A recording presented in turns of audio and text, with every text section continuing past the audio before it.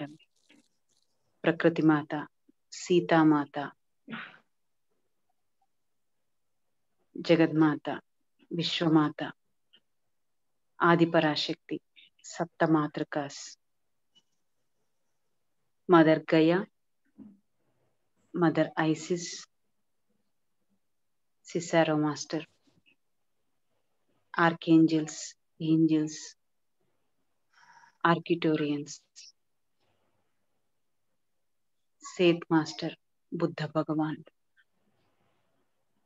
శ్రీ మహావిష్ణువు, పరమేశ్వరుడు, ఇంకా అనేక ఆస్ట్రల్ మాస్టర్స్ యొక్క చైతన్యంతో అనుసంధానమై మనము ఈ రోజుటి ఈ ధ్యానంలోకి అడుగెడదాం. ధ్యానం అంటే శ్వాస మీద ధ్యాస. సహజంగా సరళంగా నడిచినటువంటి శ్వాసతో అనుసంధానం.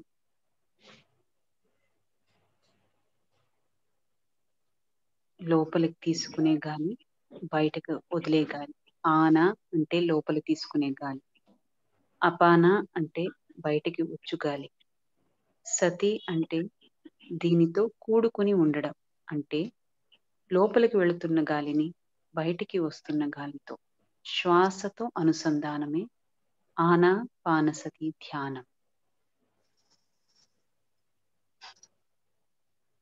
మేడం మ్యూజిక్ వినిపిస్తుందా? లేదు మేడం, వినిపిస్తలేదా? అదే సన్నగా లేదు వస్తుంది. లేదు.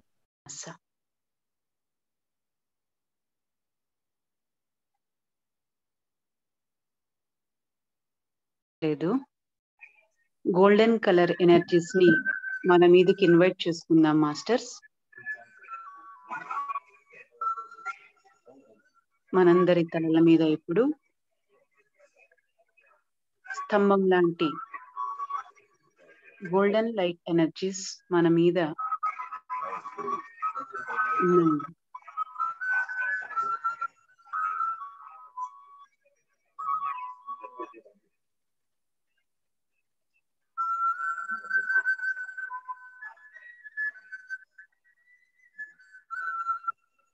మెల్లగా ఇప్పుడు ఆ ఎనర్జీస్ మన తలలను తాకుతుంది. సహస్రార చక్రం ద్వారా మన శిరస్సు ప్రదేశానికి ఆ ఎనర్జీస్ పాస్ అవుతున్నాయి మాస్టర్స్.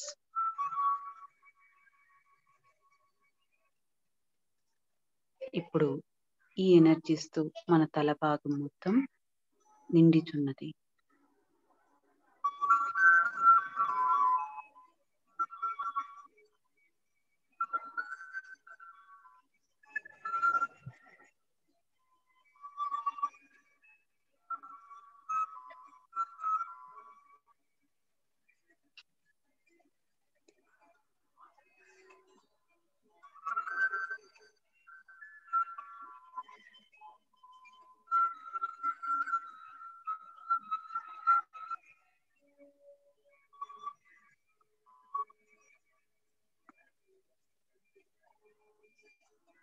తల భాగం మొత్తం బంగారు కాంతితో నిండిపోయింది మాస్టర్స్. ఇప్పుడు మనం మెడ భాగానికి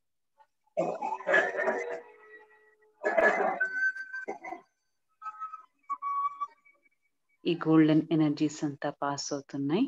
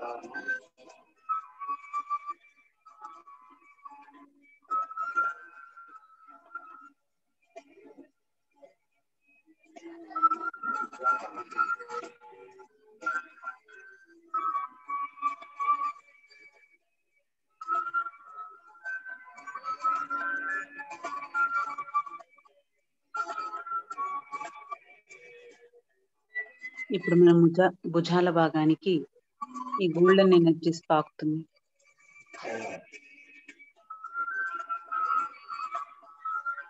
సార్ మ్యూజిక్ వదిలేండి సార్.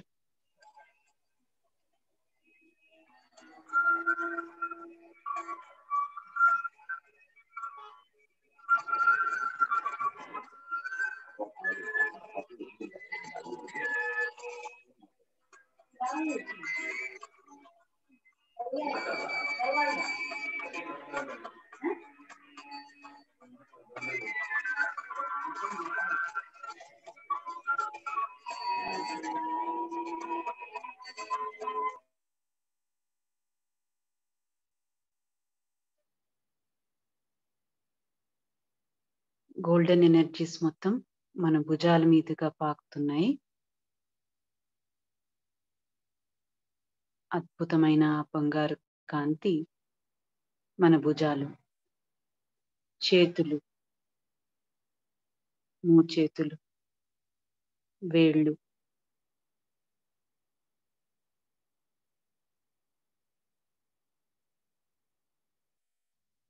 మొత్తంగా బంగారు కాంతి ప్రవహిస్తున్నది. ఇప్పుడు ఈ బంగారు కాంతి మన ఛాతి ప్రదేశంలోకి ప్రవేశిస్తున్నది మాస్టర్స్.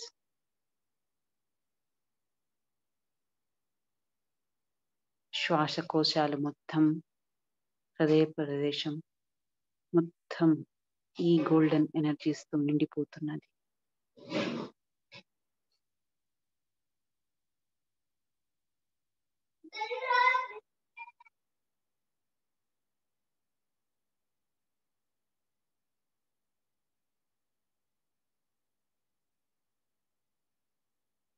ఇప్పుడు ఈ గోల్డెన్ ఎనర్జీస్ శ్వాసకోశాల నుంచి మన కోష్ఠ భాగం అంటే పొట్ట భాగం వైపుకి ప్రవహిస్తున్నది. లివర్, స్ప్లీన్, స్టమక్, కాలియము,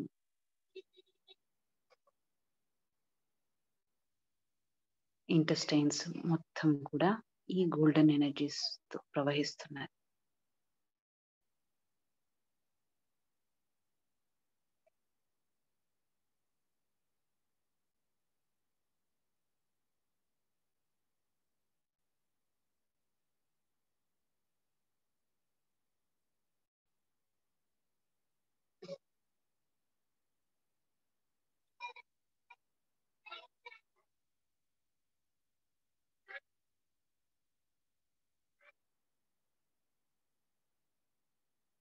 ఇప్పుడు మన పొట్ట భాగం నుంచి మర్మాంగాలకు వైపుకి, నడుము కింద భాగం వైపుకి ఈ గోల్డెన్ ఎనర్జీస్ పూర్తిగా పాస్ అవుతున్నాయి మాస్టర్స్. ఈ గోల్డెన్ ఎనర్జీస్ వల్ల మన దేహంలో అనంతమైన శక్తి కూడుకుంటుంది.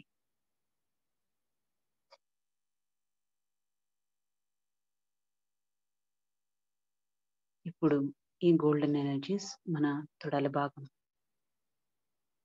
భాగం వైపుకి ప్రవహిస్తున్నది.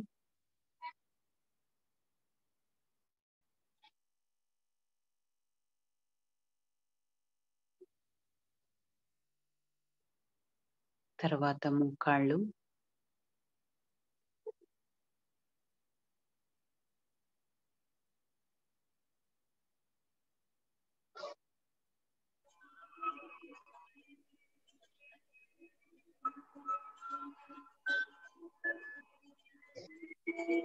సార్ మ్యూజిక్ వద్దు సార్.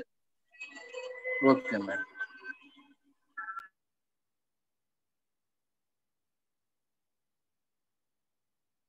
మోకాళ్ళ నుంచి పిక్కలు, స్లోగా ఈ గోల్డెన్ ఎనర్జీస్ మన పాదాల వైపుగా ప్రవహిస్తున్నది.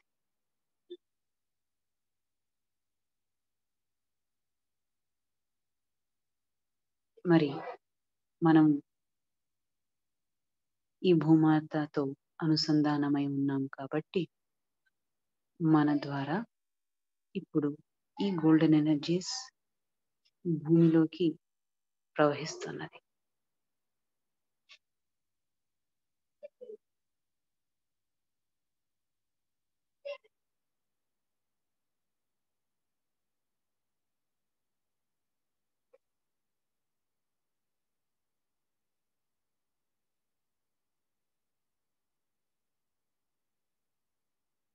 మరి మన నుంచి ప్రవహిస్తున్నటువంటి ఈ గోల్డెన్ ఎనర్జీస్ అనంతంగా ఈ భూమి మొత్తం స్ప్రెడ్ అవుతున్నాం మాస్టర్స్.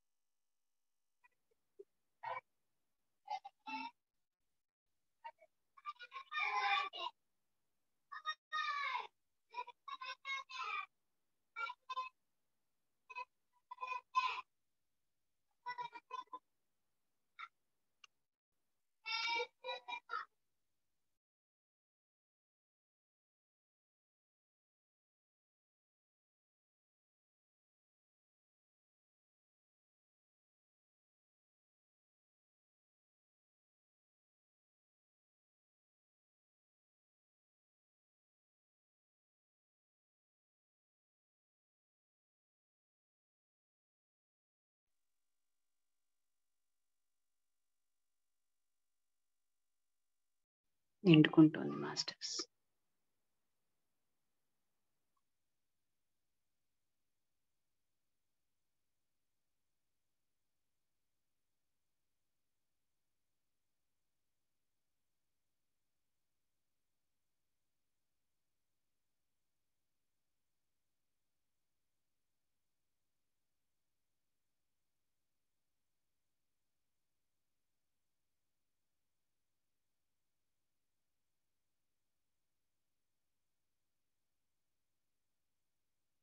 మరి ఈ భూమాత యొక్క ఈ గోల్డెన్ ఎనర్జీస్తో అందుకున్నటువంటి ప్రతి ఒక్క మానవుడు తనలో అనంతమైన మార్పులకు దారితీస్తుంది. ఎటువంటి మార్పులంటే అనుక్షణం ప్రకృతితో అనుసంధానమై ఉండటం,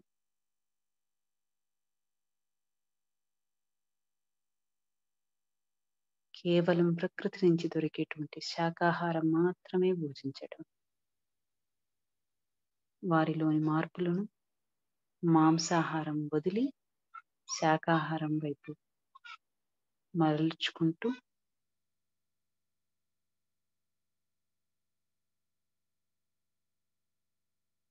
తనలో అనంతమైన శక్తిని నెలకొల్పుకుంటున్నారు.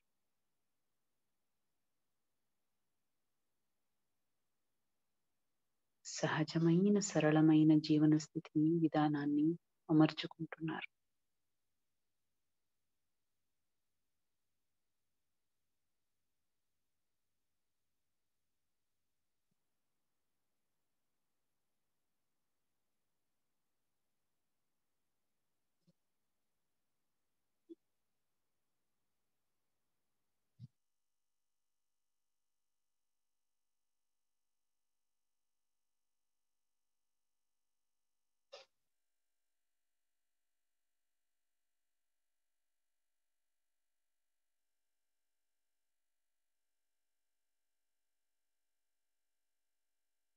ఎక్కడ చూసినా శాకాహారమే ఉన్నది. హోటళ్ళు, రెస్టారెంట్లు అన్నీ కూడాను కేవలం శాకాహారమైనవి.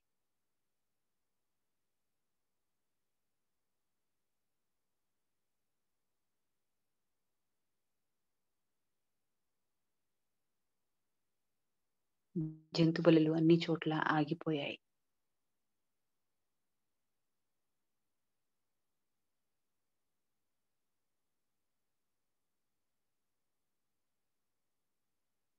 మానవుల్లో వస్తున్నటువంటి మార్పును చూసి జంతుజాలం ఆనందపడుతోంది.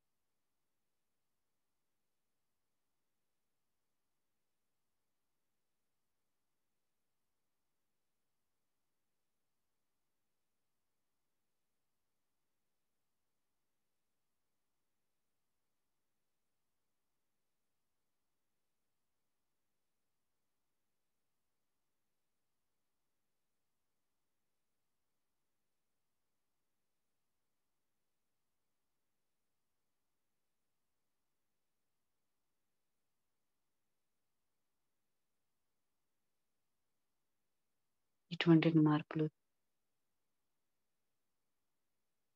తీసుకుంటున్నటువంటి రైతుల్లో కూడా అనంతమైన మార్పులు ముందుకొస్తున్నాయి మాస్టర్స్.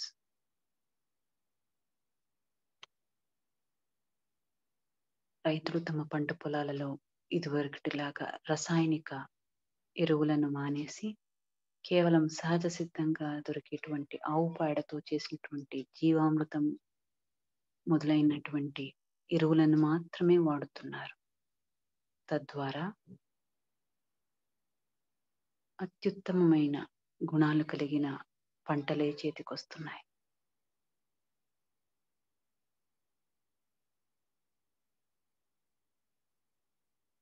ఇదివరకు వస్తున్నటువంటి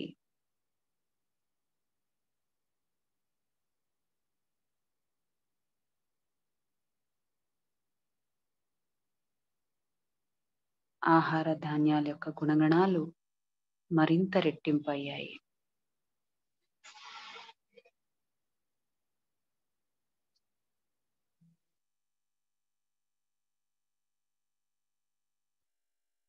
ఇటువంటి మార్పులను సంతరించుకున్నటువంటి రైతులకు ఆ ధాన్యలక్ష్మి తోడుగా నిలిచి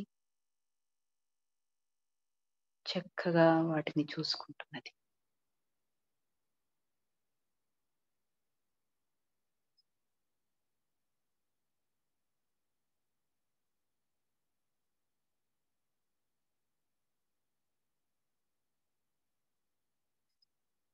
రైతులందరూ తమ పొలాల్లో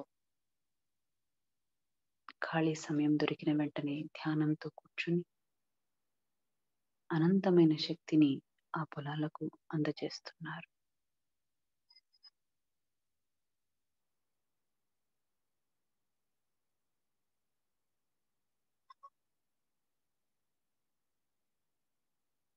మరి పొలాలలో అన్ని చోట్ల కూడా అక్కడక్కడ పిరమిడ్ల నిర్మాణాలు జరుగుతున్నాయి.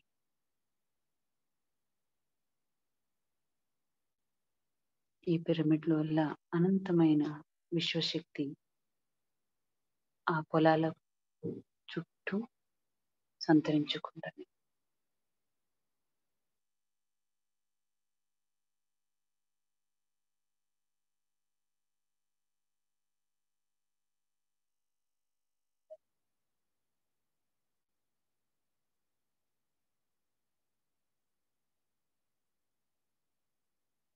మరి ప్రకృతి సిద్ధమైన జీవామృతం లాంటి ఎరువులతో అనంతమైన విశ్వశక్తి ఈ పిరమిడ్లతో మరి ధ్యాన శక్తి చేకూరుస్తున్నటువంటి రైతులతో అనుసంధానమై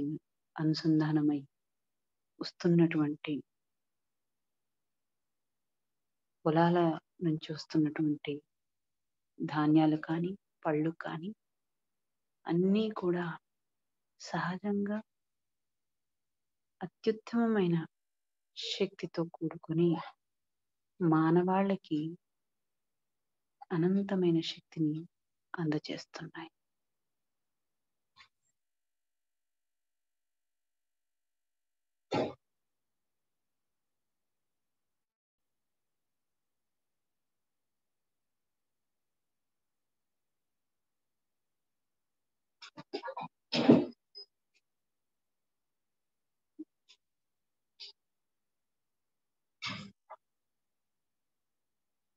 మరి ఇటువంటి ప్రకృతి సిద్ధమైన ఆహారాన్ని తీసుకుంటున్నటువంటి మానవులందరూ కూడా తమలో అనేక మార్పులను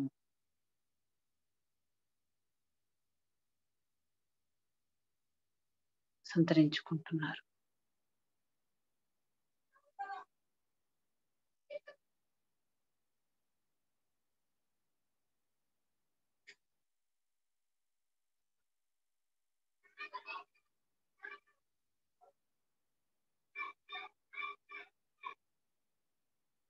అందరూ కూడా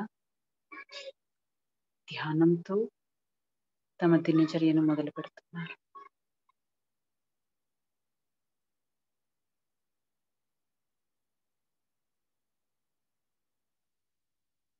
ఇటువంటి మహత్తరమైన శక్తివంతమైన ఆహారాన్ని తీసుకుంటున్నట్టు మానవుల్లో అనంతమైన ప్రేమ గుణం సరళ గుణం, కలిసిమెలిసి జీవించేటువంటి జీవన శైలి,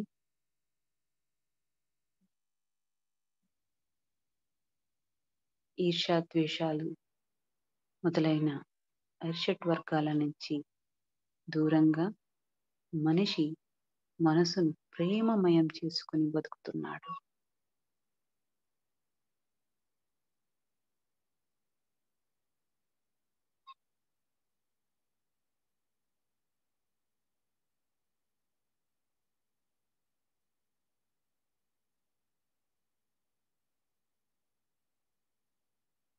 మరి ఇటువంటి మార్పులు చోటు చేసుకున్న తర్వాత అనేక రసాయనిక పదార్థాలు వెలువడిస్తున్నటువంటి పెద్ద పెద్ద ఇండస్ట్రీలలో కూడా అనేకమైన మార్పులు చోటు చేసుకుంటున్నాయి.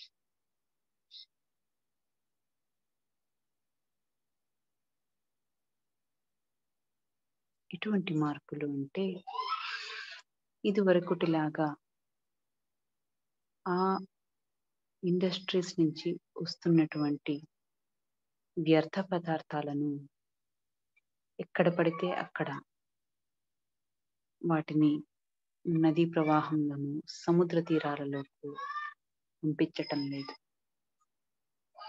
దానికి తగిన టెక్నాలజీని తీసుకుని వాటిని ఎటువంటి ప్రాణికి కూడా హాని కాకుండా వాటిని వ్యర్థాల నుంచి సరైన విధానంగా మలుచుకునేటట్లు కొత్త టెక్నాలజీలు భూమి మీద సంతరించుకుంటున్నాయి.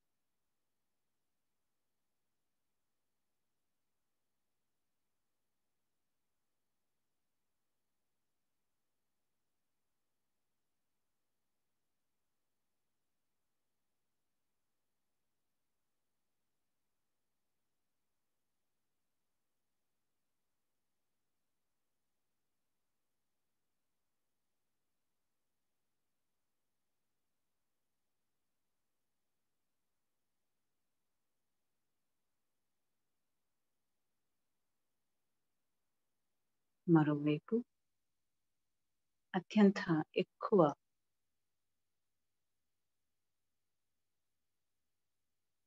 కాలుష్యానికి కారణమైనటువంటి ప్లాస్టిక్ వాడకం.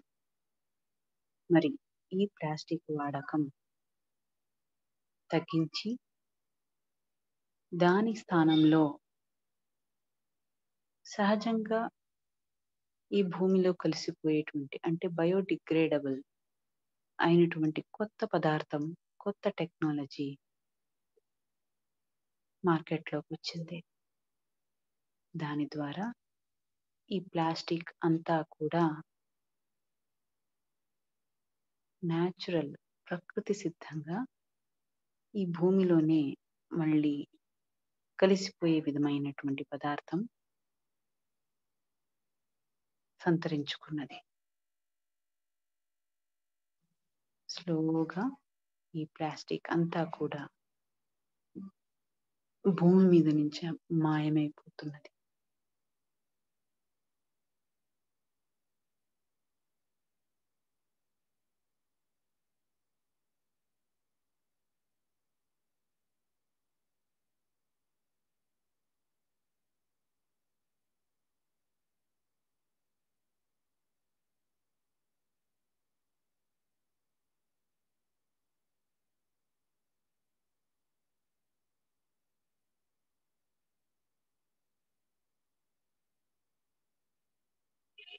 మరి ఈ ఇండస్ట్రీస్ నుంచి వస్తున్నటువంటి వ్యర్థ పదార్థాలు, ఈ ప్లాస్టిక్ విపరీతంగా వాడకం వల్ల మనిషికి తెలియకుండానే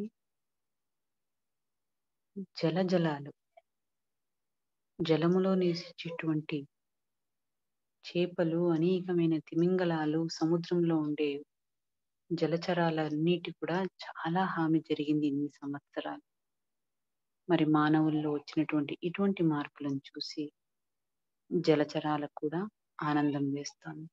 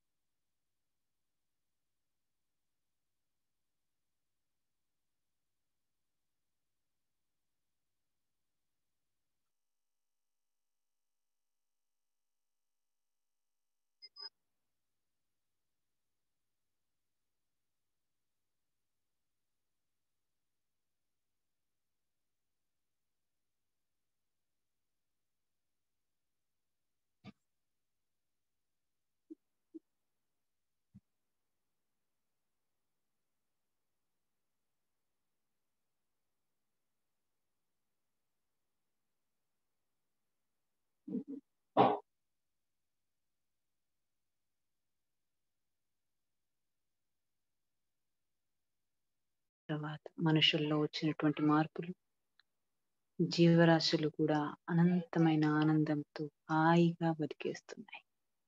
మనుషుల్లో వచ్చేటువంటి ఇటువంటి మార్పులను ఎన్నడి నుంచో ఎదురు చూస్తున్న భూమాత ఆనందంతో మురిసిపోతున్నది.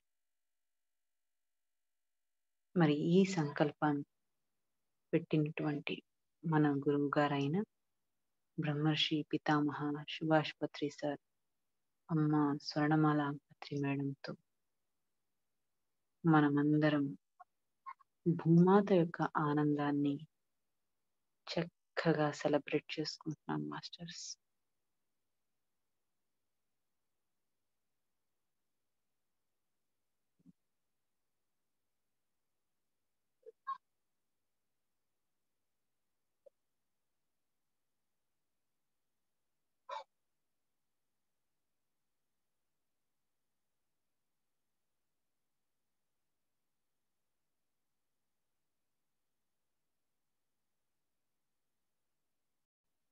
ఎటు చూసినా పచ్చదనంతో మెరిసిపోతున్నది.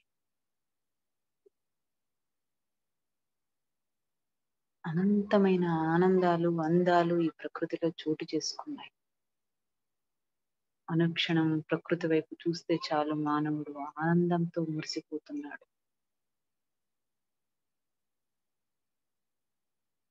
మరి ఒకప్పటి శీతాకాలం నాటి ఎన్నో ప్రాణులు అంతరించిపోయాయి. ఇప్పుడు ఈ భూమి మీద వస్తున్నటువంటి మార్పులను చూసి ఆ ప్రాణులంతా కూడా మరొక్కసారి ఈ భూమి మీద జీవం పోసుకుని ఆనందంగా కనిపిస్తూ వాటి జీవితాన్ని భూమి మీద గడుపుతున్నాయి.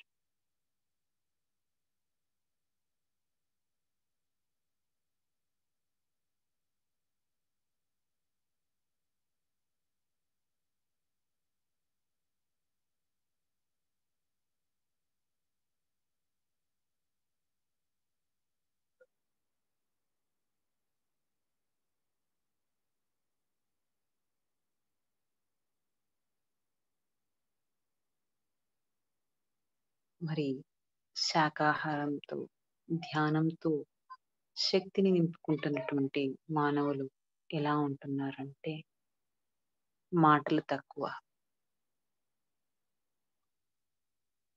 ఎక్కువ టెలిపతిక్ గాను మాట్లాడుకుంటున్నారు. ఒకరి భావాలు ఇంకొరికి సులువుగా తెలిసిపోతుంది. తెలపాలనుకున్న సమాచారం మాటలు కాకుండా మనసుతోనూ చేరిపోతున్నది.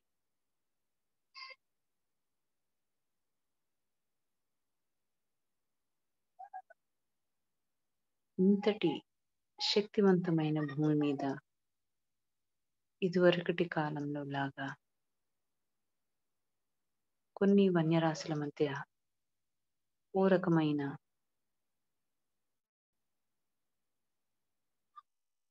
ఆహారం కోసం వేటాడేటువంటి అవసరం ఉండేది క్రూర జంతువులకి.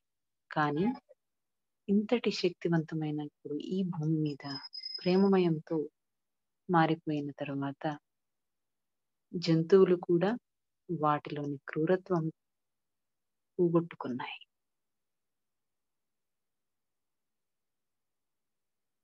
పులి కూడా తన ఆహారం కోసం వేటాడటం లేదు. ఆహారంగా ఫలాలను, చెట్లను, చేమలని తింటున్నది.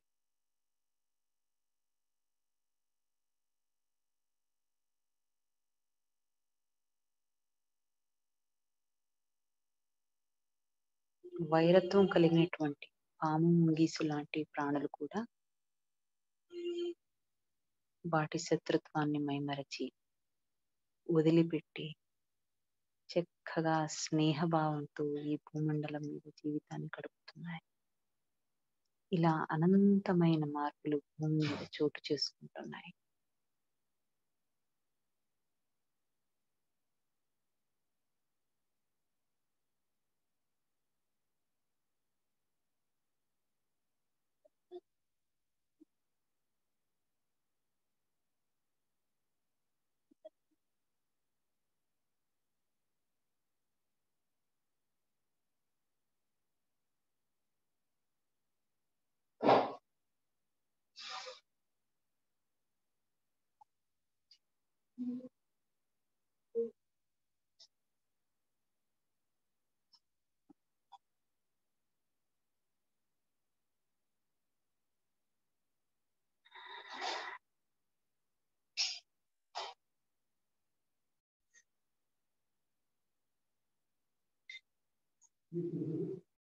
త్రీ, 2, 1. మీ రెండు చేతులని కళ్ళ మీద పెట్టుకుని నిదానంగా కళ్ళు తెరవండి మాస్టర్స్.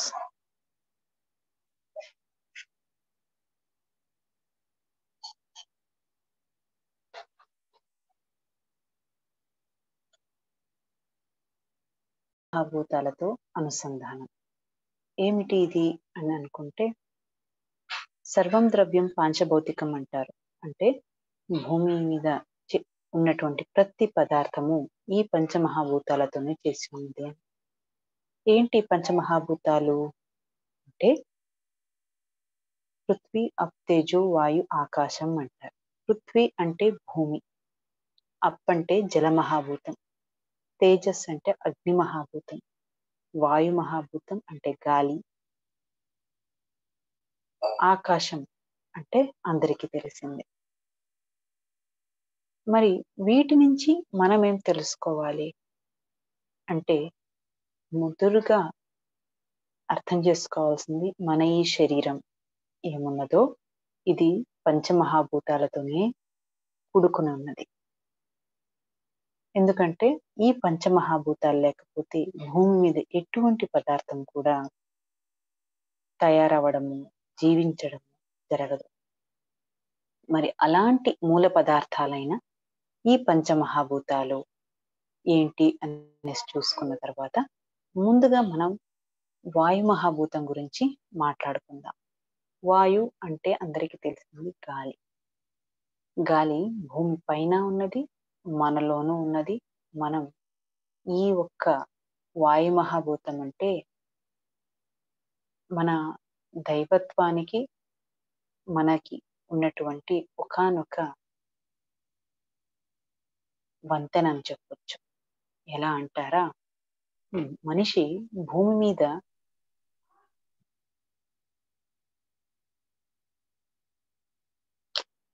ప్రాణం పోసుకుంటున్నాడంటే, ఒక బిడ్డ పుట్టుతుండగానే, తల్లి కడుపులో నుంచి వస్తుండగానే ఫస్ట్ తీసుకునేటువంటి గాలి, ఆ గాలితోనే ఈ దైవత్వంతో అనుసంధానమై ఉన్నాడు మనిషి. మరి జీవం పోసుకునేది, ఏడ్చేది కేవలం ఈ గాలి తీసుకున్నప్పుడు మాత్రమే మనం బతికున్నాము అని చెప్పడానికి ఒక నిదర్శనం. అంటే ఈ వాయువుని మొట్టమొదటిసారిగా తీసుకున్న వెంటనే మనం ఈ దైవత్వంతో అనుసంధానమై ఉన్నాం. మరి చివరిగా గాలి వదిలేశాము అంటే ఈ పంచమహాభూతాలతోని ఈ శరీరం కలిసిపోతుంది. అంటే అక్కడికి ఈ భూమి మీద మనుగడ ముగించినది అని. మనిషికి జీవితం ఈ వాయు మహాభూతంతో అత్యుత్తమైన విధంగా సంతరించుకుని ఉంది జీవితం. మరి లోపలికి వెళ్ళే ఈ గాలి ఏం చేస్తుంది అంటే, మనకు జరిగేటువంటి అనేకమైన శరీర కణాలు వృద్ధి చెందే ప్రక్రియ కావచ్చు, లేదా మనలో అనేకమైన రసాయనికమైన ఏమి ఫిజియోలాజికల్ అంటే శారీరక పరంగా జరగవలసిన క్రియలు ఏమున్నాయో అన్నీ కూడా ఈ వాయు మహాభూతంతోనే చేయబడతాయి. పంచవాయువులు అంటారు, ప్రాణ, ఉదాన, వ్యాన, అపాన అనేసి. ఏంటి ఈ వాయువులు అంటే, ఒక్క నిమిషం మాస్టర్స్.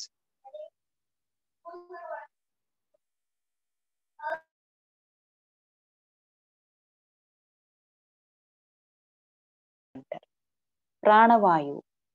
ఎందుకు ఇది ప్రాణవాయువు అయ్యిందంటే, మనం ఏ ముక్కు ద్వారా అయితే గాలిని లోపలికి తీసుకుంటున్నామో, ఈ గాలి మన శ్వాసనాళాల నుంచి మన శ్వాసకోశాలకు వెళ్ళిన తర్వాత అక్కడ జరిగేటువంటి ప్రక్రియ అందరికీ తెలిసే ఉంటుంది. మనిషి ఆక్సిజన్ తీసుకుని కార్బన్ డైఆక్సైడ్ బయటకు వదులుతాడు. అంటే ఆక్సిజన్ తీసుకున్నప్పుడు ఏమవుతుంది అంటే, అక్కడ శ్వాసకోశాల్లో మార్పిడి జరుగుతుంది. ఈ గాలి మార్పిడి శరీరానికి కావాల్సిన ఆక్సిజన్ తీసుకోవడం వ్యర్థమైపోయి పని ముగించుకుని వెళ్ళేటువంటి కార్బన్ డైఆక్సైడ్. ఈ కార్బన్ డైఆక్సైడ్ ని మళ్ళీ మనం నిశ్వాస ద్వారా బయటకు వదిలేస్తున్నాం. ఏం చేస్తున్నామంటే, తీసుకున్నటువంటి ఈ ఆక్సిజన్, ప్రాణవాయువు అని ఏదంటున్నామో, ఈ ప్రతి కణానికి మన శరీరం అనేకమైన కోట్ల కణాలతో నిర్మించబడి ఉన్నది. మరి అలాంటి శరీరానికి ప్రతినిత్యం కావాల్సింది ఏంటి అంటే ఈ ఆక్సిజన్. ఆక్సిజన్ ఒక్క నిమిషం పాటు ఒక కణానికి అందలేదంటే ఆ కణం అక్కడికి చచ్చిపోతుంది.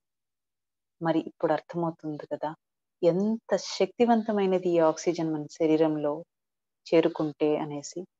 మరి కొన్ని కణాలు అలా చనిపోయాయంటే ఆ అవయవమే పనిచేయదు, జీవితకాలం పాటు ఇంకా అది కుళ్ళిపోతుంది, పనికిరాదు దేహంలో ఉండటానికి.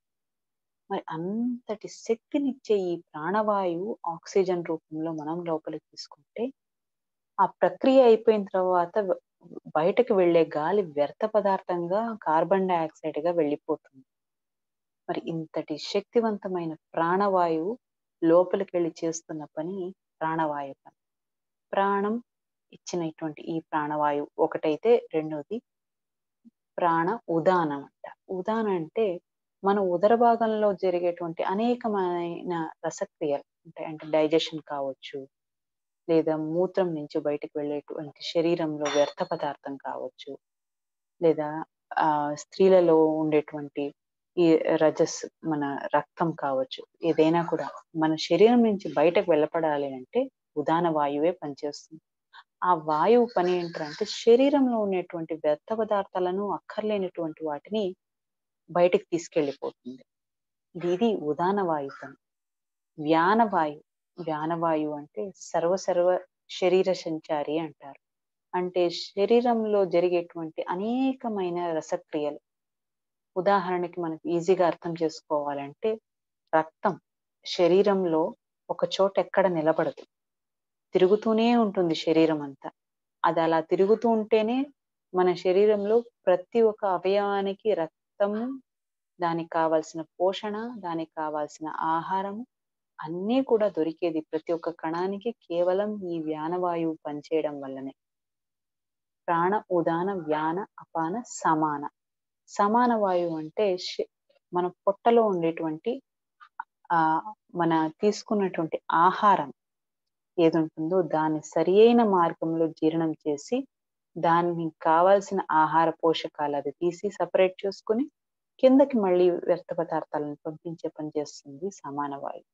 ఇలా వాయు మహాభూతం మనలో అనంతమైన పనులను చేస్తూ మన శరీరాన్ని చక్కగా సరిదిద్దుకుని ఏది కావాలో అది ఉంచుకుని అర్థం లేని దాన్ని, వ్యర్థ పదార్థమైన దాన్ని బయటకు పంపించేస్తూ ఇలా లోపల పనిచేస్తుంది మన వాయు మహాభూతం. మరి అటువంటి వాయు మహాభూతం బయట ఉన్న మనం ఈ వాయువుతో ఎలా ఉన్నాము అంటే ఓ దైవత్వానికి అనుసంధానమై ఉన్నాము. మరి ఇటువంటి వాయు మహాభూతం నుంచి మనం తీసుకోవాల్సింది ఏమిటి అంటే ఓ రకమైన స్థిరత్వం. అది ఎప్పుడూ మనకు అనంతంగా మంచి గాలిని ఇవ్వాలనే ఇస్తున్నది. కానీ మనిషి తనకు తెలియకుండానే ఈ గాలిని మాలిన్యపరుస్తున్నాడు. మరి అటువంటి మాలిన్యాన్ని, శక్తిని, బుద్ధిని తెచ్చుకున్నటువంటి మానవుడు ఎలా దాన్ని శుద్ధపరుచుకోవాలన్నది విషయాన్ని తెలుసుకుని అలవర్చుకుని ఈ గాలిని శుద్ధంగా పెట్టుకోవాల్సిన బాధ్యత మనందరికీ ఉన్నది. అంతేకాకుండా ఇటువంటి ప్రాణశక్తిని మనలో నింపుతున్నటువంటి మన ప్రాణవాయువుకి మనము హృదయపూర్వకంగా కృతజ్ఞతలు తెలియజేసుకుందాం. మరి వాయువు ఓ రకంగా మన లోపలికి బయటికి వెళ్ళి ఇంతటి పని చేస్తుంటే మనం ప్రకృతిలోకి వెళ్ళినప్పుడు కానీ లేదా ఏదైనా ప్రకృతి వైపరీత్యం జరిగినప్పుడు కానీ 2 రకాల గాలి మార్పులను చూస్తాం. ఒకటి, మనం ప్రకృతిలో ఆనందంగా ఉన్నప్పుడు మనకు దొరికేది తంపుగా ఉన్నటువంటి చల్లగాలి, ఎంతో ఆహ్లాదాన్ని ఇస్తుంది మనిషికి. మరి ఈ ప్రకృతి వైపరీత్యం జరిగినప్పుడు విపరీతమైన ఈదురుగాలులు, సుడుగాలులు సంతరించుకుంటాయి. ఏమిటిది అని మనం అర్థం చేసుకునే ప్రయత్నం చేస్తే మనిషి ఎప్పుడు తనను తాను అర్థం చేసుకుని ప్రేమతో నిండుకుని పక్కవారితో ఇచ్చిపుచ్చుకునే ధోరణి, ప్రేమగా మెలిగే ధోరణి ఉన్నప్పుడు ఆనందమే ఆనందము, ప్రేమ మాత్రమే ఉంటుంది. అదే ఈ చల్లగాలి యొక్క సందేశం. మరి ప్రకృతిలో ఒకవైపున ఈదురుగాలులు కానీ బిరుగాలులు కానీ సంతరించుకుంటున్నాయంటే మనిషి ఎప్పుడైతే తన మాట ధోరణితోనూ నడవడికతోనూ ఎదుట వారికి కానీ ఇంట్లో వారికి కానీ బాధను లేదా దుఃఖాన్ని ఇచ్చినప్పుడు అది లేనిపోని సుడిగాలను ఇంట్లో కానీ ఫ్యామిలీస్ లో కానీ చోటు చేసుకోవడం జరుగుతుంది. ఇది కేవలం ఎక్కువ శాతం మన మాటలోనే ఉంటుంది. ఈ మాట కూడా మనకు సహకరించేది గాలి.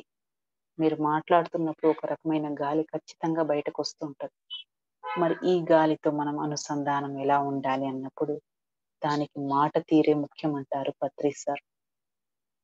మాట అంటే ఎలా ఉండాలి, ఎలా మాట్లాడాలి అన్నదాన్ని మన ప్రకృతి, మన పత్రి సార్ ఎంతో చక్కగా చెప్పారు. ప్రేమతో మాట్లాడు, మొట్టమొదటిగా ప్రేమతో మాట్లాడు అని. ప్రేమతో మాట్లాడటం ఎలా మాట్లాడాలి? ఆలోచించి మాట్లాడాలి. చక్కగా మనం ఈ మాట అనొచ్చా అనకూడదా అనుకున్నప్పుడు మొదటి ప్రశ్నకి ఎలాంటి ఉత్తరం ఇచ్చారు? అర్థం చేసుకుని మాట్లాడు. మనం మాట్లాడే బయటకు వేసే మాట నిజంగా అర్థవంతంగా ఉందా లేదా అన్న ప్రశ్న మనలో మొదలుపెట్టిన తర్వాతనే మాట్లాడు, అర్థం చేసుకుని మాట్లాడు. మంచి మాట్లాడు. ఏదైనా ఉంటే కానిది ఏదైనా ఉంటే దాన్ని వదిలేసి మాట్లాడకు, చెడు మాట్లాడకు అనకుండా మంచి మాత్రమే మాట్లాడు అనేసి అన్నారు. పూర్తిగా విన్న తర్వాతనే మాట్లాడు. అంటే ఎదుటివారు మనకేమైనా చెప్తుంటే 2 మాటలు 3 మాటలు వింటున్నాను తక్షణమే మనం రియాక్ట్ అయిపోతుంటాం చాలా సార్లు. అక్కడ ఇంకా వాళ్ళు చెప్పాల్సింది ఉంటుంది. తొందరపడి మనము మాట్లాడేస్తాం. తద్వారా ఏమవుతుందంటే ఇక్కడ లేనిపోని అండర్‌స్టాండింగ్స్‌తోనూ లేదా ఒక రకమైన మానసికంగా డిస్టర్బెన్స్ చోటు చేసుకుంటుంది. కాబట్టి ఎదుటివారు మాట్లాడి ముగించిన తర్వాతనే మాట్లాడాలి. ఒకరు మాట్లాడుతుండగా మరొకరు మాట్లాడకూడదు. వారు మాట్లాడి ముగించిన తర్వాత ఒక 2 నిమిషాలు మనం ఆలోచించి మాట్లాడినట్లయితే అది చక్కగా మన ఇంటి వాతావరణానికి, అంతేకాకుండా మనకు ఎదుటి వారికి ఉన్నటువంటి సత్సంబంధాన్ని కలిగించినదవుతుంది. అదే తీరుగా మాట తీరు ఎలా ఉండాలి అంటే నవ్వుతూ మాట్లాడాలి. నవ్వుతూ మాట్లాడినప్పుడు ఏమవుతుందంటే మనం మనసు విప్పి మాట్లాడుకుంటాం. మనసు విప్పితే లోపల ఒకటి బయట ఒకటి ఉండదు మాస్టర్స్. ఖచ్చితంగా లోపల మనసులో ఏమున్నదో దానిని పూర్తిగా సరళంగా బయట పెట్టుకున్న వాళ్ళం అవుతాం. కాబట్టి మనసు విప్పి మాట్లాడాలి. ఉన్నది ఉన్నట్లు మాట్లాడాలి. లోపల బయట ఒకటే మాట. తెలివిగా మాట్లాడాలి. ఏదైనా తెలివిగా మాట్లాడటం అంటే ఎట్లా? కూరలో ఉప్పు ఎక్కువైంది. ఈరోజు నువ్వు చేయలేదా వంట? మొన్న చేసావే ఇదే కూర చాలా బాగుండింది. అక్కడ మనం ఇండైరెక్ట్ గా తెలియజేస్తున్నాము ఇవాల్టి కూరలో ఉప్పు ఎక్కువయింది అని. సడన్ గా కోప్పడి ఏంటి ఇంత ఉప్పేసావు అనంగానే ఎదుటివారు పనిచేసి ఉంటారు, కష్టపడి ఉంటారు, మరి వారి మనసు నొచ్చుకోదా? కాబట్టి ఎలా మాట్లాడాలంటే తెలివిగా మాట్లాడాలి. మనసు నొప్పించకుండా మాట్లాడాలి. అదే విధంగా తక్కువగా మాట్లాడాలి. ఎంత తక్కువగా మాట్లాడితే మనం అంత మంచి మాటలు మాట్లాడతాం. ఎక్కువగా మాట్లాడితే మనకు మన మనసుకి కనెక్షన్ లేకుండా చాలా మాటలు ఎక్కువగా మాట్లాడినప్పుడు అక్కడ ఎదుటి వారికి నొప్పించవచ్చు, లేదా అర్థం లేని మాటలు మాట్లాడవచ్చు, లేదా అనవసరమైన విషయాలు నెగిటివ్ మాటలు కూడా వచ్చేస్తుంటాయి. కాబట్టి తక్కువగా మాట్లాడాలి. మరి ఇటువంటి మాటలు మనం మాట్లాడి అనుసరించి అలవాటు చేసుకున్నప్పుడే మనలో ఒక రకమైన మంచి ప్రేమ తత్వమే కాకుండా మన ఇళ్లలోను, కుటుంబాల మధ్యలోను, సమాజంలో కూడా మంచి ప్రేమతత్వం ఏర్పడుతుంది. దీనంతటికీ కారణం ఈ వాయు మహాభూతంతో మనం అనుసంధానమై ఉన్నప్పుడే మనం ఇటువంటి ఆలోచనలను, నడవడికను మనలో మనం నింపుకోవడానికి సాధ్యమవుతుంది. మరి ఇటువంటి ప్రాణవాయువు తర్వాత అంతే ప్రాణాన్ని నిలిపేటువంటి శక్తి కలిగిన మరో మహాభూతం జల మహాభూతం. జీవజలం అంటారు. జీవజలం అంటే మనిషి మనుగడ అనుక్షణం ఈ జలంతోనే ముడిపడి ఉంది. నీళ్లు లేని చోట మనిషి జీవించలేడు. మరి ఏమిటి ఈ భూమితోనూ మనిషితోనూ ఈ భూమి జలం యొక్క సంబంధం అని చూస్తే ఈ భూమి మీద కూడా 80-70% జల మహాభూతమే ఉన్నది. మరి మానవుడి శరీరం కూడా 70% ఈ జలంతోనే నింపబడి ఉన్నది. ఇది ఒక రకమైన సంబంధం. మనిషికి భూమి మీద ఉన్నటువంటి జలానికి ఉన్న ఒక రకమైన సిమిలారిటీ అనొచ్చు, సంబంధం అనొచ్చు. ఏమిటి దీని నుంచి మనం తెలుసుకోవాల్సిన పాఠం ఏమిటి అంటే, మీరు జలాన్ని చూస్తే ఒక లోటాలో నీళ్లు వేసుకొని చూస్తే అడుగున ఏమున్నదన్నది మీకు చక్కగా కనిపిస్తుంది. అంటే ట్రాన్స్పరెన్సీ, అరమరికలు లేకుండా ఉండటం. ఈ ట్రాన్స్పరెన్సీని మెయింటైన్ చేయడం చాలానే కష్టం మాస్టర్స్. కానీ మనం ప్రయత్నిస్తే కొంచెం కొంచెంగా చేసుకోవచ్చు. ఉన్నది ఉన్నట్టు చెప్పడం ఒక్కొక్కసారి కటువనిపించినా దీన్ని మనలో కూడా కొన్ని మార్పులు సరి చేసుకోవడం వల్లనే సాధ్యం. అంటే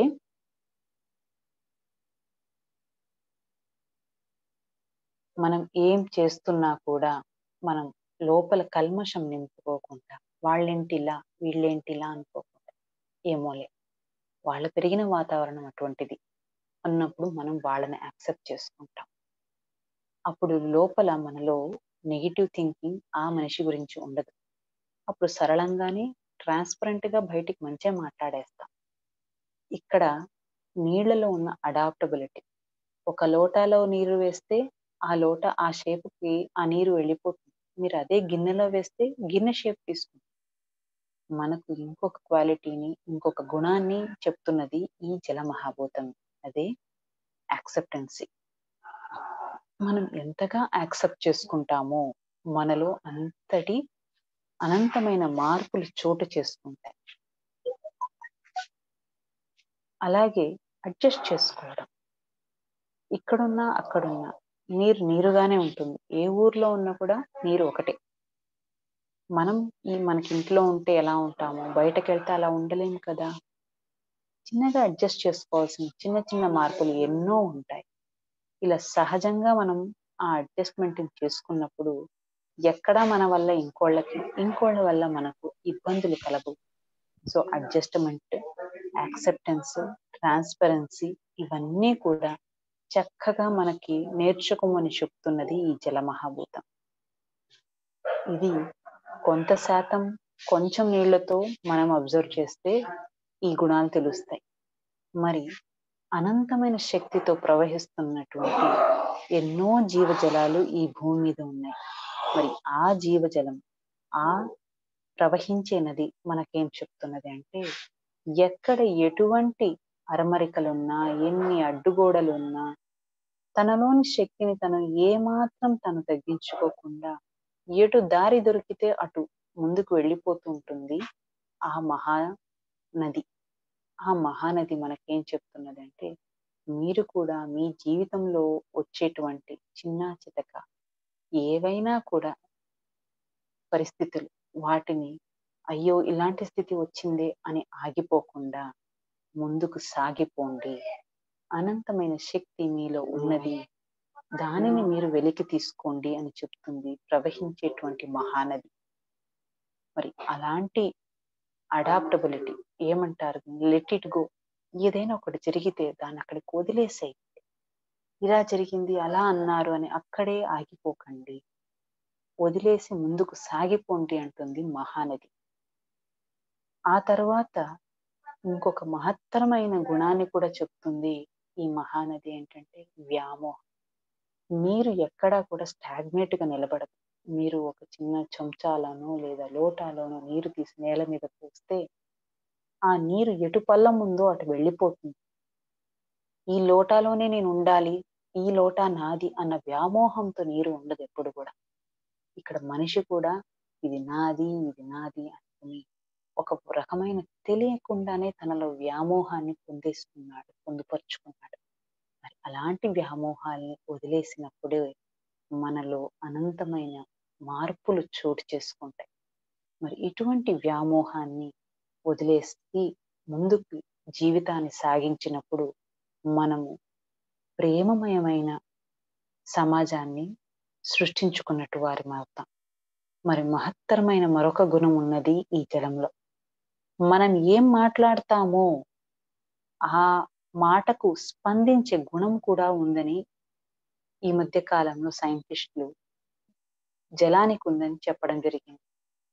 అసరో ఇమోటో అనే సైంటిస్ట్ ఒక లోటాలో నీళ్లు తీసుకుని ప్రేమమయంగా మాట్లాడి మంచిగా కృతజ్ఞత పూర్వకంగా ఆ నీటికి మాటను అందచేసి ఆ నీటిని తీసుకువెళ్ళి ఫ్రిడ్జ్ లో పెట్టి దాని తర్వాత ఆ నీటి కణాలను మైక్రోస్కోప్ కింద అబ్జర్వ్ చేసినప్పుడు ఆ జలాల్లో అనంతమైన మార్పులు, చక్కగా ఆ నీటి కణాలంతా కూడా బొమ్మ గీసినట్టుగా మనం ముగ్గులు గీస్తే ఎంత అందంగా వస్తుందో అలా చక్కగా వికసించుకున్నాయట కణాలు.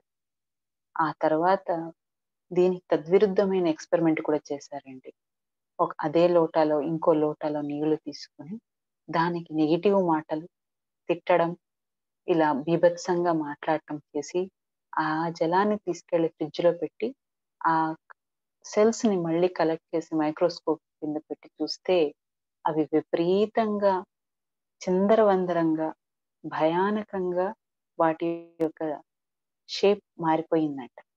మరి ఇలాంటి మన మాటకు, జలానికి ప్రతిస్పందించే శక్తి ఉన్నప్పుడు మరి అనుక్షణం మరి మనలో ఉన్న మన జలమహాభూతంతో బయట మనం తీసుకుంటున్నటువంటి నీటితో మనం ఎలా ఉండాలి అంటే ప్రతి క్షణం కృతజ్ఞతాపూర్వకంగానే ఉండాలి మాస్టర్స్. మంచి మాట్లాడి, మంచిగా ఆలోచించి, మంచిగా నీటికి కృతజ్ఞత చెప్పి తీసుకున్నప్పుడు మనలో ఆ నీరు కూడా ఔషధానికంటే 10 రెట్లు ఎక్కువగా పనిచేస్తాయి. మరి ఇటువంటి మహాభూతమైన జల మహాభూతానికి మన హృదయపూర్వకమైన కృతజ్ఞతలు తెలియజేసుకుందాం. తరువాత మహాభూతాన్ని ఈ జలం ఎప్పుడైతే శీత గుణాన్ని కలిగి ఉంటుంది, దానికి విరుద్ధమైన గుణం కలిగినదే ఈ అగ్ని మహాభూతం. అగ్ని అంటే అందరికీ తెలుసు నిప్పు. ఏమిటి ఈ నిప్పుకి మనకి ఉన్న సంబంధం అంటే, బయట నిప్పుకు నిదర్శనంగా ఉన్నటువంటిది సూర్యుడు. మనలో నిప్పు అంటే మనలో ఉన్నటువంటి ఉష్ణత్వం. అంటే మనిషి శరీరం ఓ రకమైన వేడిని కలిగి ఉంటుంది. అలాగే మనం తీసుకున్నటువంటి ఆహారం కరెక్ట్ గా జీర్ణం కావాలి అంటే దానికి కావాల్సింది కాయాగ్ని అంటారు, పాచకాగ్ని అంటారు. అంటే తీసుకున్నటువంటి ఆహారం కరెక్ట్ గా జీర్ణం కావడానికి కావాల్సింది కూడా లోపల ఉన్నటువంటి ఈ పాచకాగ్ని అంటారు. ఈ పాచకాగ్ని లేదా కాయాగ్ని, కాయ అంటే శరీరం, లోపల ఉన్నటువంటి అగ్ని కాయాగ్ని లేదా పాచకాగ్ని. దాని ప్రక్రియ, దాని కర్మ, దాని పని ఏమిటి అంటే చక్కగా జీర్ణం చేయడం. మనిషి తీసుకున్నటువంటి ఆహారాన్ని జీర్ణం చేసి దానికి ఎటువంటి ఈ శరీరానికి కావాల్సిన పోషక పదార్థాలను అందించేదే ఈ కాయాగ్ని. ఇది ఎప్పుడు నిరంతరంగా చక్కగా పనిచేస్తుంటే మాత్రమే మనకి ఆహారం జీర్ణం అవుతుంది. ఉదాహరణకు మీకు జ్వరం వచ్చినప్పుడు ఆహారం జీర్ణం కాదు. కాబట్టి ఇంట్లో అమ్మలందరూ కూడా వెంటనే గంజి ఇవ్వడం మొదలు పెడతారు. ఎందుకంటే ఆహారం ఘన పదార్థం తీసుకుంటే జీర్ణం కాదు కాబట్టి. అంటే అక్కడ అగ్ని మందగించింది అని. మనం అగ్ని మందగించినప్పుడు సన్నగా పల్సటి గంజి కానీ లేదా వేడి నీళ్లు కానీ ఇలాంటి చిన్న చిన్నగా ఉన్నటువంటి ఆహారాలు తీసుకుని మళ్ళీ ఎప్పుడైతే అగ్ని చక్కగా పనిచేసి ఆకలి పుడుతుందో ఆ తర్వాతనే వేరే పదార్థాలు తినడం మొదలు పెడతాం. కాబట్టి ఇటువంటి అగ్ని మహాభూతం మన శరీరంలో ఈ పని చేస్తే మరి బయట ఉన్నటువంటి అగ్ని మహాభూతానికి నిదర్శనమైనటువంటి సూర్యుడు మనకేమిస్తున్నాడు అంటే అనంతమైన ఆరోగ్యాన్ని ఇస్తున్నాడు మాస్టర్స్. అవును, మీరు ఎటువంటి మాత్రలు వేసుకున్నా కూడా డి విటమిన్ దొరకదు. కేవలం ఆ సూర్యరశ్మికి మనము మన శరీరాన్ని చూపించుకున్నప్పుడు మాత్రమే ఈ చర్మం నుంచి తీసుకునేటువంటి ఆ శక్తి మనలో చేరుతుంది. మరి అంతటి శక్తినిచ్చే సూర్యుడి నుంచి మనమేం తెలుసుకోవాలి అంటే నిరంతరం ఒకేలా ఉండటం. అంతేకాకుండా ఈ సూర్యశక్తి మనకి ఎప్పుడైతే వస్తుందో అప్పుడు మాత్రమే మనలోని ఉన్నటువంటి ఎముకలు బలంగా ఉంటాయి. కేవలం చర్మచక్షువుల నుంచి లోపలికి వెళ్తున్నటువంటి సూర్యశక్తి ఇంతగా మనకు ఆరోగ్యాన్ని ఇస్తున్నది అంటే మనం దీంట్లో తెలుసుకోవాల్సింది ఏంటి? ఆరోగ్యం ఉంటేనే ఉత్సాహం. మనలో ఆరోగ్యం ఉంటేనే ఇటువంటి శక్తి మనం నిత్య జీవితంలో చేసేటువంటి పనులంతా కూడా శక్తివంతంగా చేయగలుగుతాం. లోపలటువంటి కాయాగ్ని, బయట ఉన్నటువంటి సూర్యాగ్ని రెండు మనకు ఉంటే మాత్రమే మనలో ఉత్సాహం అనేది ఉంటుంది. జ్వరం వచ్చినప్పుడు ఉత్సాహం ఉండదు. మీరు అబ్జర్వ్ చేసినప్పుడైతే వానాకాలం బాగా ఎక్కువ వానలు వచ్చేసి మాకైతే ఇక్కడ అలా ఉంటుంది. కొన్ని 4 నెలల పాటు మాకు అస్సలు సూర్యుడు కనిపించడు. ఏదో ఉత్సాహం ఉండదు. ఉత్సాహానికి పొందుపరుచుకోవడానికి టీ కాఫీలు కూడా ఎక్కువ తాగుతుంటారు ఇక్కడ వాళ్ళు. మనలో కావాల్సిన ఆ ఉత్సాహాన్ని నింపేదే ఆ సూర్యశక్తి.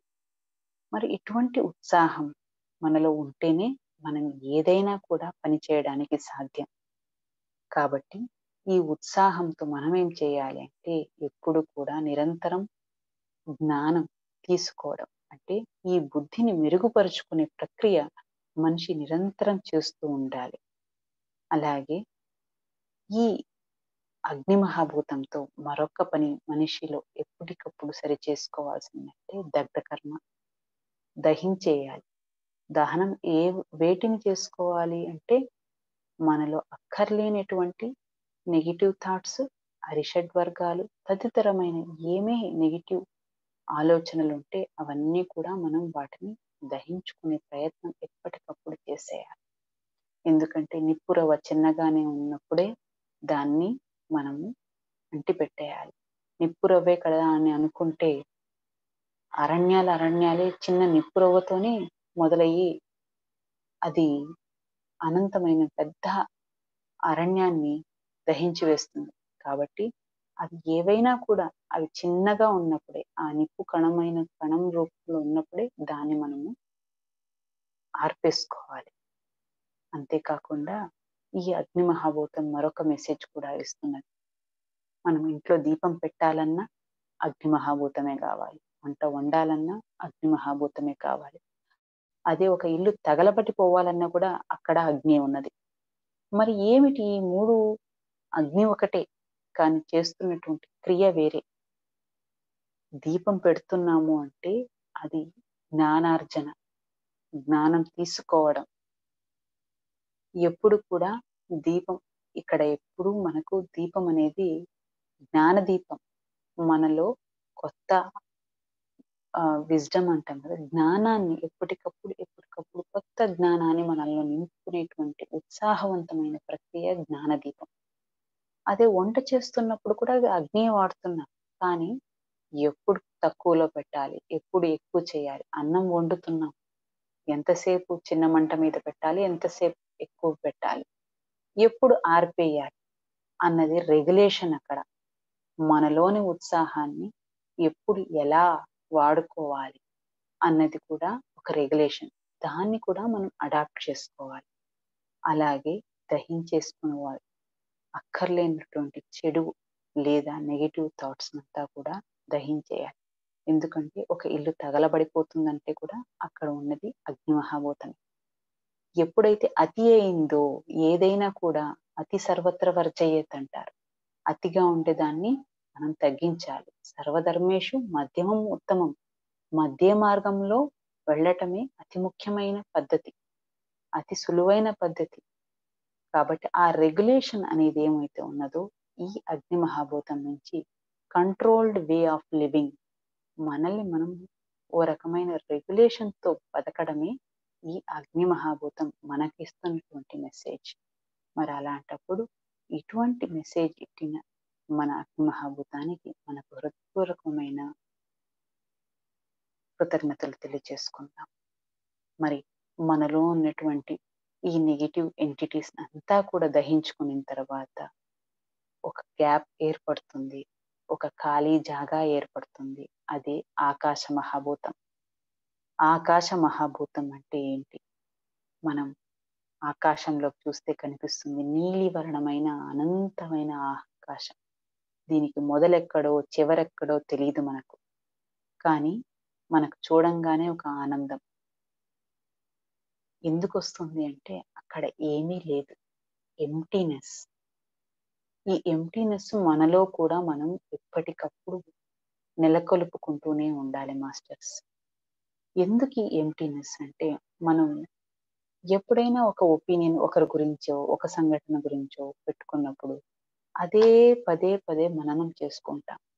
తద్వారా మనకు తెలియకుండానే మనం ఇంకొక సంఘటన, ఇంకొక వ్యక్తిని అలాంటి వ్యక్తి తారసపట్టమో జరుగుతుంది, కేవలం మనం అది పదే గుర్తుపెట్టుకోవడం వల్ల. కానీ ఎప్పుడైతే పాతదాన్ని వదిలేసి ఎప్పటికప్పుడు ఎంప్టీనెస్, ఈ క్షణం ఈ మూమెంట్. ఎంప్టీనెస్ అంటే ఏంటి? మాట్లాడుతున్నాను, మీరు వింటున్నారు, ఇంతే. కానీ మనసుకి తెలియకుండానే ఆలోచించే శక్తి ఇంకోటి ఉన్నది. అది ఎప్పుడు మన బ్యాక్ ఆఫ్ ద మైండ్ ఒక ఆలోచన పరంపర జరుగుతూనే ఉంటుంది. ఆ ఆలోచన పరంపరని తక్కువ చేసుకోవడం. వంట చేస్తున్నాము, ఆడవాళ్ళు ముఖ్యంగా ఎప్పుడు ఆలోచిస్తుంటాం, ఏదో ఆలోచనలు తలలో వచ్చేస్తూ ఉంటాయి. మరి అది పాజిటివా నెగిటివా?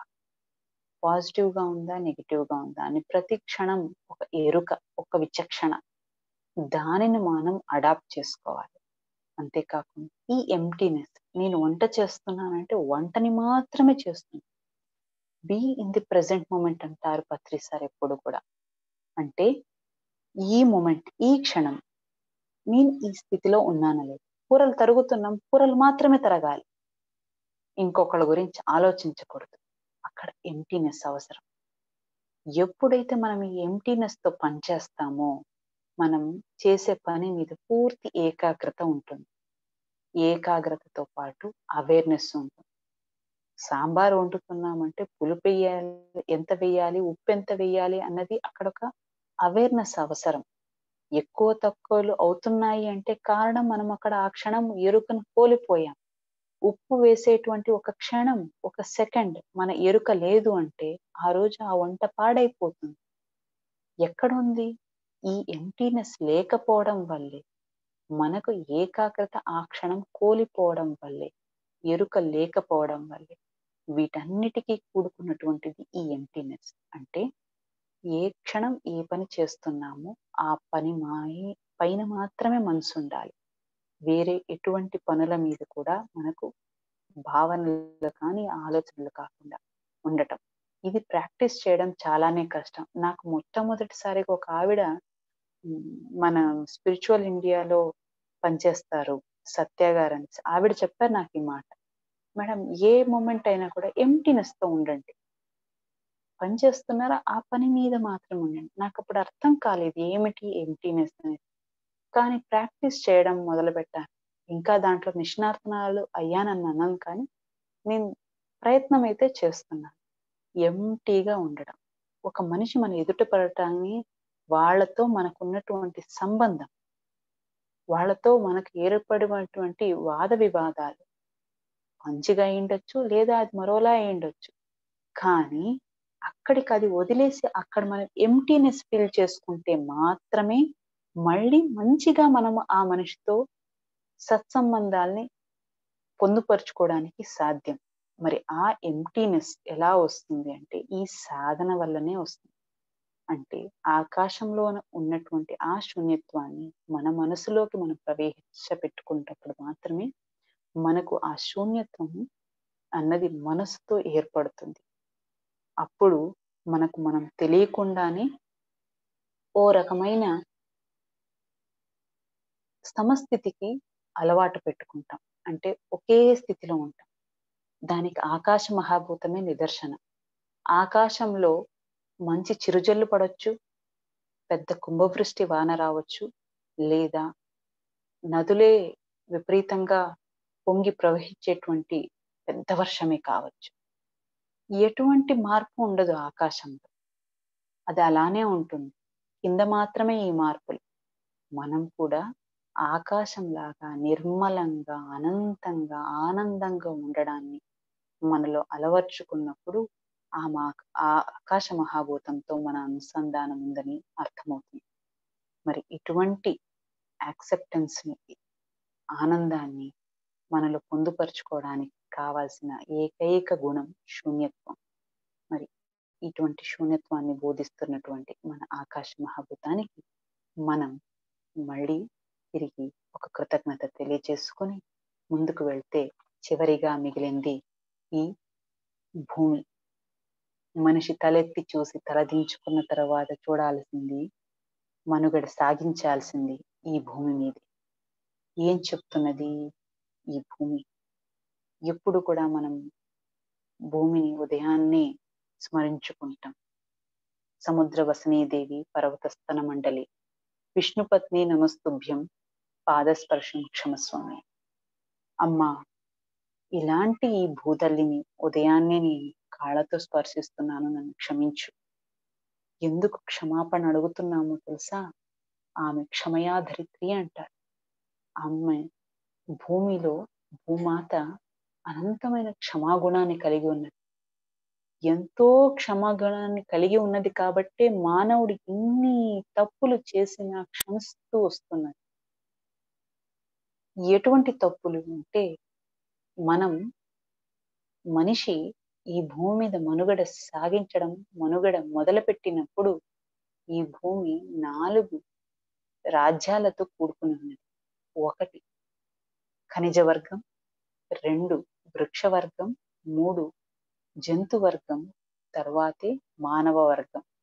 మరి ఈ 4 కులాలలో కూడా మనిషి ఎటువంటి సంబంధాలను పెంచుకున్నాడంటే, తన మనుగడను అత్యుత్తమంగా సౌకర్యవంతంగా చేసుకోవడం కోసం ఎన్నో ఎన్నో ఎన్నో ఎన్నో నొప్పిని ఈ ఖనిజ వర్గానికి సాగించాడు. ఎక్కడికక్కడ కొండలు కట్ చేస్తున్నాం, ఎక్కడికక్కడ రాళ్ళను కట్ చేస్తున్నాం, కేవలం మనం ఇళ్ళు కట్టుకోవడానికో ఇంకో దానికో అనేసి ఖనిజ వర్గాన్ని, తరువాత రోడ్లు వేసుకోవాలని, ఇళ్ళు కట్టుకోవాలని, జాగా కావాలని ఈ చెట్లనంతా నరుక్కుంటూ వచ్చాం. తద్వారా ఈ వృక్ష జాతికి ఎనలేని హాని తలపెడుతూనే వచ్చాడు మనిషి. తన ఆహారం కోసం మొదట్లో తెలియకుండా తిన్నాడు కానీ, తర్వాత మనిషి మనుగడకు జంతు ఆహారం అక్కర్లేదు. కానీ ఈ జిహ్వా చాపల్యం వల్ల కేవలం ఒక రుచికి అలవాటు పడి అదే అత్యుత్తమమైన శక్తినిస్తుందని ఆలోచించుకుని జంతువర్గం మీద పడి ఇప్పటికీ విపరీతంగా హాని తలపెడుతూనే ఉన్నాడు మనిషి. మరి ఇన్ని తప్పులు చేసినా క్షమించుతూ వస్తూ ఉంది మన ఈ భూమాత. కానీ ఆవిడ సహనానికి పరీక్షలు అనంతంగా పెరిగిపోయాయి. జరుగుతున్న అత్యాచారాన్ని భూమి సహించలేక మనిషికి అక్కడక్కడ మెసేజ్ ఇస్తూనే వచ్చింది. భూకంపాలలోను విధంగానో, లేదా సునామీ రకంగానో, వరదల రూపంలోనో, ఓ మనిషి నువ్వు ఇలా నా మీద తలపెడుతున్నటువంటి ఈ పనులకు నేను భరించలేను.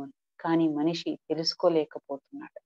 విచక్షణ రహితంగా జంతువర్గం మీద చేస్తున్నటువంటి ఈ అత్యాచారానికి అమ్మ కోపపడి కరోనా రూపంలో ఇప్పుడు భూమి మీద అందరికీ ఈ విషయం వస్తుంది. ఆలోచించినట్లయితే కరోనా వచ్చినప్పుడు అనంతమైన మార్పులు సంతరించుకున్నాయి. మనమందరం అబ్జర్వ్ చేస్తాం లాక్డౌన్ అయినప్పుడు ఏం జరిగింది అనేసి. అక్కడక్కడ ఓజోన్ పొరకి దుంకలు పడిపోయి మనకు విపరీతమైన ఉష్ణగుణం ఎక్కువైపోయింది. మనమందరం అర్థం చేసుకున్నాము. ఏంటి ఇక్కడ అర్థం చేసుకోవాల్సింది అంటే, ఈ మధ్య కాలంలో గత 4-5 ఏళ్లుగా ఇంకా ఎక్కువగా చెప్తున్నారు. ఎండలు విపరీతంగా పెరిగిపోతున్నాయి. వానాకాలంలో వానలు రావట్లేదు. వచ్చిన వానలు వరద రూపంలో వస్తున్నాయి. అంటే జరగవలసిన ఋతుక్రమం సరిగ్గా లేదు. ఎండాకాలంలో ఉష్ణత్వం ఎక్కువ ఉండడం సహజమే. కానీ మనిషి చచ్చిపోయే రకంగా వస్తుంది ఉష్ణత్వం. ఎందుకు అంటే భూమి మీద ఒక రకమైన ఓజోన్ పొర ఉంటుంది. అది ఈ సూర్యుడి కిరణాలను ఎంతగా భూమికి పంపించాలో అంతగా మాత్రమే పంపిస్తుంది. మరి ఆ ఓజోన్ పొరకే దుంకలు పడేటువంటి మాలిన్యాన్ని, పొల్యూషన్ని ఎక్కువ చేశాడు కాబట్టే మనిషి అది ఆ ఓజోన్ పొర దుంకలు పడిపోయి ఎక్కువ ఉష్ణత్వం భూమికి చేరిపోయి మనిషి భరించలేనటువంటి వడదెబ్బ కూడా ప్రాణాలు తీసేటువంటి స్థితికి మనిషి చేరుకున్నాడు. మరి ఎవరు చేసుకుంటున్నారు ఈ భూమిని? తనను తాను పాడు చేస్తున్న మనుగడ విధానం ఎవరు చేసుకుంటున్నారంటే మనిషి తనకు తాను తెలియకుండా చేసుకుంటున్నటువంటి ఈ ప్రక్రియలో భూమాత కరోనా రూపంలో పరిగెత్తే ఓ మనిషి, నువ్వు నిలిచి ఆలోచించు. ఎక్కడ నువ్వు తప్పు చేస్తున్నావు అనేసే లాక్డౌన్ ఇచ్చింది. ఇంట్లో అందరం చక్కగా కుటుంబం వాళ్ళంతా ఒక్కటయ్యాము, వండుకొని తిన్నాము, బాగుంది. కానీ ఎన్ని రోజులు ఇది? వారం, 10 రోజులు, నెల రోజులు తర్వాత అందరికీ ఈ ప్రక్రియ బోర్ అయ్యింది. కానీ బోర్ కాదు ఇక్కడ అవ్వాల్సింది. మనిషి తనలో తాను ఆలోచించుకోవాలి. ఎందుకు జరుగుతుంది భూమి మీద ఇటువంటి ఒక మార్పు? ఏం చెప్తోంది భూమాత మనకి అని ఆలోచించాలి. కాబట్టి ఈ భూమితో మనం అనుసంధానమై ఉన్నాము అంటే అడగనిదే అమ్మైనా అన్నం పెట్టదు అంటారు. మరి అడగకుండానే మనకి ఎన్నో సౌకర్యాలను పంచమహాభూతాలను చేకూర్చి ఓ మనిషి ఆనందంగా బతుకురా అని చెప్పేసి అంటే మనిషి ఏం చేస్తున్నాడు? ఎరుకను విచక్షణను కోల్పోయి తనను తానే తెలియకుండా హాని చేసుకుంటూ వచ్చాడు. మరి ఈ హాని నుంచి బయటపడాలంటే ఈ విచక్షణను ఎరుకను పొందుపరుచుకోవాలి. ఆ పొందుపరుచుకునే మార్గమే మన ఈ ధ్యానం. మరి మరొక్క మెసేజ్ కూడా ఈ భూమి మనకిస్తున్నది. ఏమిటా మెసేజ్ అంటే పంచమహాభూతాలతో మనం అనుసంధానమై ఉన్నాము అంటే మట్టి తీసుకుంటే మనిషికి మట్టి మీద ఒక చులకన భావం. మట్టేగా అంటారు. కానీ ఆ మట్టితోనే మీరు ఎప్పుడైతే ఒక మంచి విత్తనం వేస్తే దానికి జలమహాభూతాన్ని ఇచ్చి తగినంత వాయువు మరి సూర్యరశ్మి సోకినప్పుడు మాత్రమే ఒక బీజం మొలకెత్తుతుంది. మరి ఆ మొలకెత్తింది పెద్ద వృక్షమై మరి ఎంతో మందికి పువ్వులు పళ్ళు నీడను ఇచ్చినప్పుడే కదా ఈ మట్టితో తనకున్న విలువ తెలిసేది. మరి మనం కూడా ఆత్మస్థితిలో ఉండి ధ్యాన సాధన చేసి మంచి ఆలోచనలు వెలువరుచుకున్నప్పుడు మాత్రమే మరి ఈ శరీరానికి మనం విలువ ఇచ్చినట్టు. కాబట్టి ఆత్మస్థితితో ఉండటం అనేది ఎలా జరుగుతుంది అంటే మనం ఎప్పుడైతే ఈ ధ్యాన స్థితిలో ఉండి మైండ్ కాన్షియస్నెస్ తో కాకుండా హార్ట్ కాన్షియస్ హృదయపూర్వకంగా జీవించడం జరుగుతుందో అప్పుడే ఈ మనుగడ సరి అయిన మార్గంతో ముందుకు తీసుకెళ్లడం జరుగుతుంది. మనిషి ఎప్పుడైతే ఈ ఉన్నత స్థితి అయిన జీవన శైలిని పొందుపరుచుకుంటాడో తను అప్పుడు ఎదగడం మొదలవుతుంది. మానవాళి ఎప్పుడు ఎదుగుతుందో అప్పుడు భూమాత అనంతంగా ఎదుగుతుంది. ఈ థర్డ్ డైమెన్షన్ నుంచి ఫిఫ్త్ డైమెన్షన్ కి షిఫ్ట్ అనేది అంటే భూమి వెళ్ళిపోయింది, భూమి ఫిఫ్త్ డైమెన్షన్ లోకి వచ్చేసింది అంటున్నాం. మరి మనుషులమైన మనం ఆ ఫిఫ్త్ డైమెన్షన్ లో ఉండాలంటే ఎప్పుడు కూడా హృదయ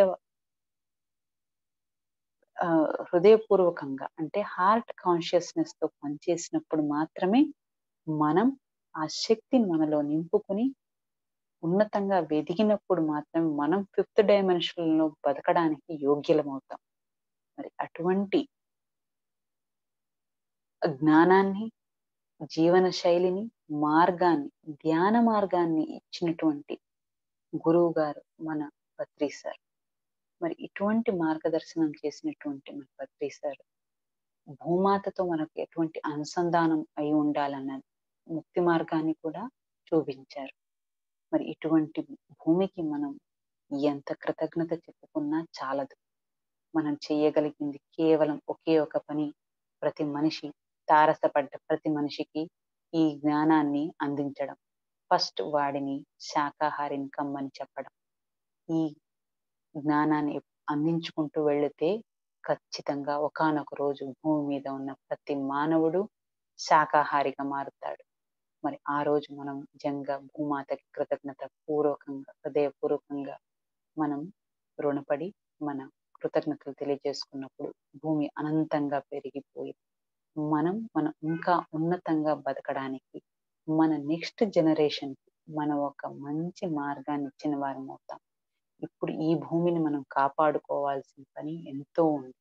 కాబట్టి ఈ పంచమహాభూతాల నుండి మనం తీసుకున్నటువంటి ఈ మెసేజ్తో మనం ఎలా జీవించాలి, ఎంత అత్యుత్తమంగా మనలో మన మార్పులను చోటు చేసుకోవాలని నిరంతరం సాధన చేస్తూ పోతుంటే ఖచ్చితంగా మనలో వచ్చేటువంటి మార్పులు మన చుట్టుపక్కన ఉన్నటువంటి వాళ్ళలో కూడా అవి ప్రవహింపజేస్తాయి.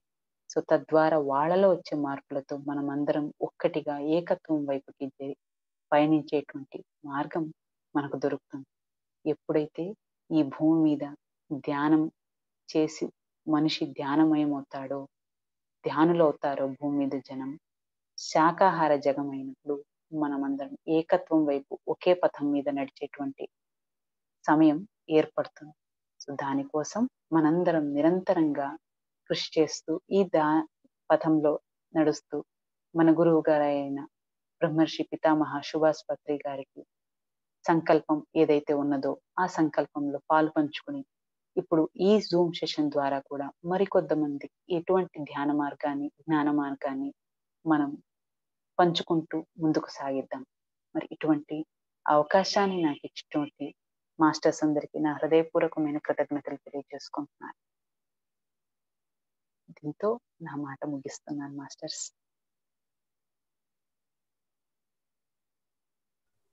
అన్మ్యూట్ చేసుకోండి madam. Jayashree madam, Jayashree madam unmute చేసుకోండి. ఓకే మేడం, చాలా చక్కగా చెప్పారు. మరి పంచభూత గురించి, భూమి గాని జలం గాని, మరి ఆకాశం నుంచి ఏం నేర్చుకోవాలనో, యాక్సెప్టేషన్ ఎలా ఉండాలనో చాలా చక్కగా వివరించారు మేడం. Thank you madam. ఉమ్మడి పాలమూరు జిల్లా నుంచి పిల్లలందరూ ఇంత చక్కటి క్లాస్ అందించడం thank you madam.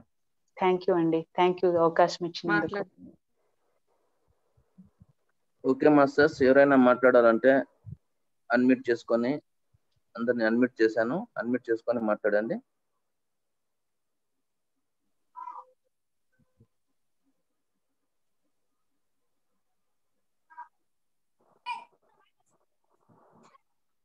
Masters time waste చేయకండి, త్వరగా మాట్లాడాలనుకున్న వాళ్ళు మాట్లాడండి. నమస్తే మేడం. నమస్తే మేడం. చక్కగా ధ్యానం చేయించినారు. యాక్సెప్టెన్స్ గురించి, ట్రాన్స్పరెన్స్ గురించి బాగా చెప్తున్నారు మేడం. థ్యాంక్ యూ అండి. వాటర్ ఎక్స్పెరిమెంట్ గురించి బాగా చెప్తున్నారు మేడం. పంచభూతాల గురించి మనం ఎలా ఉండాలి అనేది కూడా బాగా చెప్తున్నారు మేడం. ఎంటీనెస్ తో ఉన్నప్పుడు మనం ఎట్లా ఉంటాం, ఏకాగ్రత అనేది, అన్ని పంచభూతాల గురించి కూడా బాగా చక్కగా వివరించినారు మేడం. గాలి, నీరు, ఆకాశం, ఇవన్నీ వీటిని బాగా అన్నిటి గురించి బాగా వివరించారు madam. Thank you madam. Thank you అండి. Thank you. Thank you.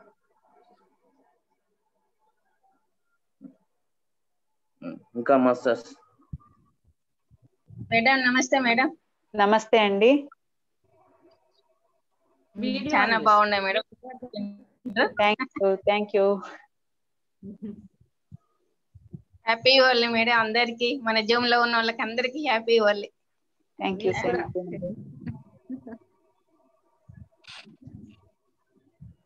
Okay, thank you madam Govardhanamma garu. ఇంకా మాస్టర్స్ ఎవరైనా మాట్లాడండి.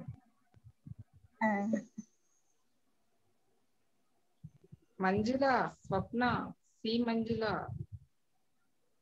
స్వప్న, శోభారాణి గారు మాట్లాడండి.